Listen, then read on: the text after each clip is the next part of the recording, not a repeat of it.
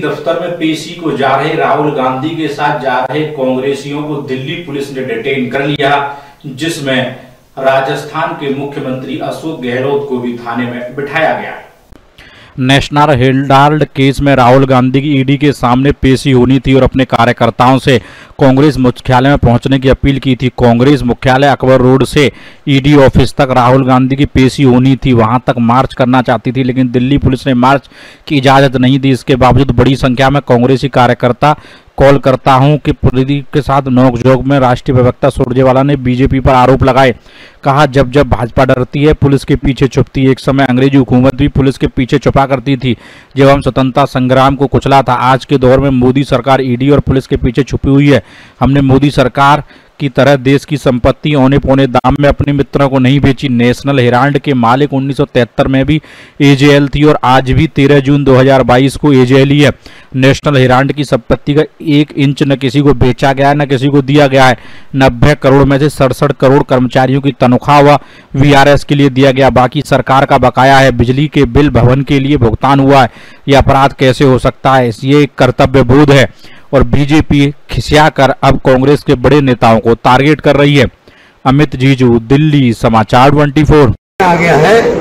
अगर एक शांतिपूर्ण तरीके से मार्च हो रहा था, एक सिंबॉलिक बताने के लिए, अरे यार थोड़ा नीचे कर लो भाई, नीचे इनकम ईडी का दुरुपयोग कर रहे हो जी, उसके खिलाफ हम मार्च कर रहे हैं।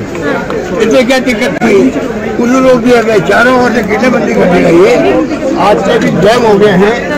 आम जनता क्या सोच रही होगी? बीजेपी ये कह रही है कि कांग्रेस राजनीतिकरण कर रही है।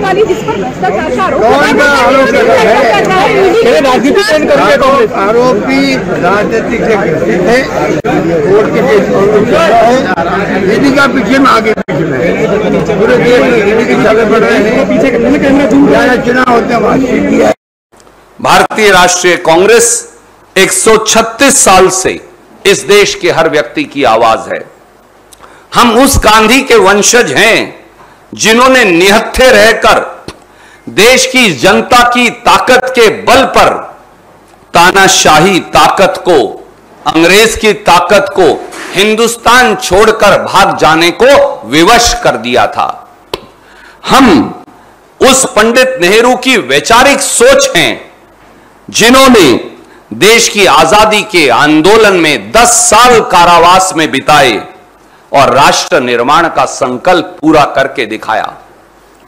हम उस सरदार पटेल के उत्तराधिकारी हैं जिन्होंने आजाद भारत को पंडित नेहरू के साथ कंधे से कंधा मिलाकर एक सूत्र में पिरोया। हम उस मौलाना अब्दुल कलाम आजाद और डॉक्टर राजेंद्र प्रसाद की सोच हैं जिन्होंने जिन्ना के विभाजनकारी एजेंडे को सिरे से खारिज कर दिया। हम उन माफी वीरों के अनुयायी नहीं जो आज सत्ता के सिंहासन पर बैठे हैं, जो कारागार की दीवारों पर अंग्रेजों से माफीनामा लिखकर आए थे। मोदी सरकार ने भूल कर ली है। नेशनल हेराल्ड अखबार जिसके सहारे मोदी जी आप कांग्रेस के नेतृत्व को झुकाना चाहते हैं, डराना चाहते हैं, यह उसी भारत के स्वतंत्रता संग्राम की साल 1937 में स्थापित पहचान है और आवाज भी। जब आज के हुक्मरान, जब दिल्ली के सिंहासन पर आज बैठे हुक्मरान अंग्रेज की मुखबरी कर रहे थे, तब कांग्रेस के लोग इस देश की मिट्टी को अपने खून और पसीने से सींच रहे थे। उन स्वतंत्रता सेनानियों की आवाज है नेशनल हेराल्ड, इसे दबाया नहीं जा सकता। नेशनल हेराल्ड केस में राहुल गांधी की